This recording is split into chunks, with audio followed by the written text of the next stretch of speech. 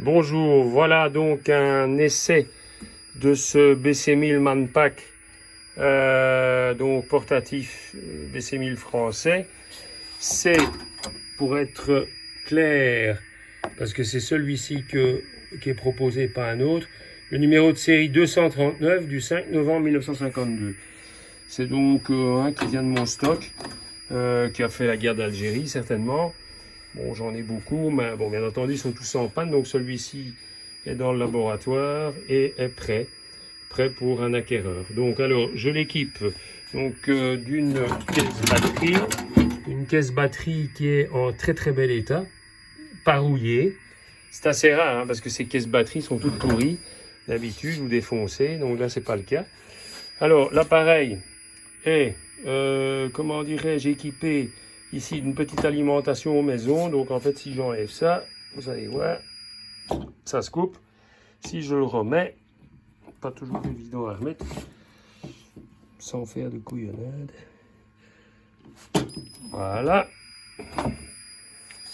Alors, je l'équipe donc d'une batterie. Donc ces petites alimentations Abuser fonctionnent, fournissent donc les 150 volts, 90 volts, 90 volts et les 4 volts et demi des filaments, et sont alimentés par ici une batterie donc de 12 ampères que je fournis. Alors je fournis une neuve, bien entendu, avec le poste.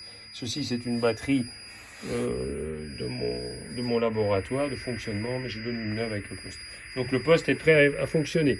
Il suffit d'enclencher l'interrupteur. Bon, alors ici, première chose que l'on va faire, c'est tester le squelch. Donc le squelch, il est là. Faisons le silence.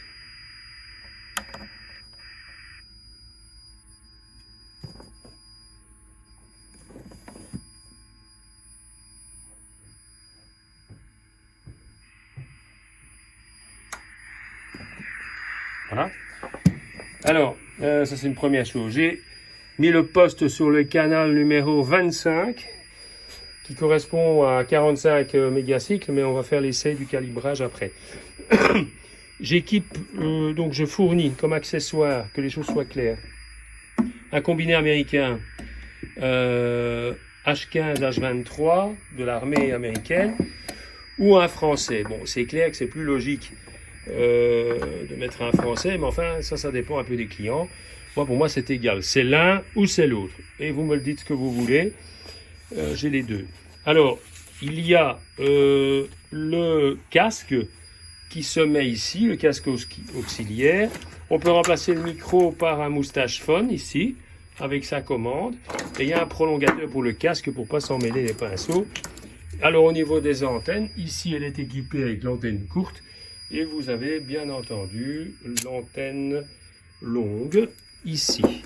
Alors, nous allons faire l'essai avec un autre appareil, un WS31, donc je ne cherche pas la facilité, un français avec un anglais. Hein.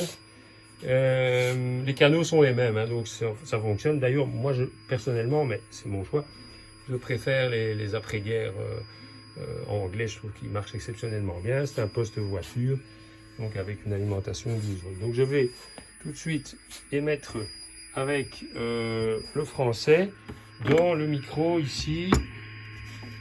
Donc j'ai mis le son à fond pour qu'on entende quelque chose. Vous entendez que ça donne, hein? Les anglais, ça donne. Hein? Allô? 1, 2, 1, 2, test. Ceci est un test d'émission du BC1000 français avec alimentation 6 volts. 1, 2, 1, 2. Donc ça donne, hein, absolument. Alors, maintenant, je vais baisser le son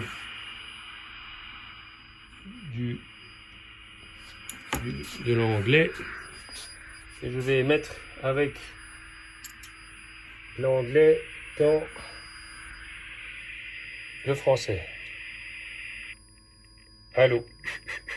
1, 2, 1, 2, 1, 2, 3, 1, 2, 3. Ceci est un test. Ceci est un test sur le canal 25, 45 mégacycles par seconde. Merci. Voilà. Alors ici, donc ça fonctionne très bien. On va enclencher le générateur de fréquence. Alors le générateur de fréquence est réglé sur l'échelle F. Et bien entendu, la F, c'est celle-ci, est sur 45 mégacycles. C'est un générateur à lampe, donc ça doit chauffer. Donc voilà, j'envoie une porteuse de 1000 Hz. Voilà. Bon, l'anglais aussi, bon, vous en foutez, mais je veux dire, l'anglais est aussi calibré. Bon, c'est mieux, hein, sinon ça ne fonctionne pas. Voici pour cet essai. Merci. Il y aura bien entendu d'autres essais pour la personne donc, qui désire acheter l'appareil. Quand j'envoie un appareil, j'atteste à 100% que l'appareil fonctionne.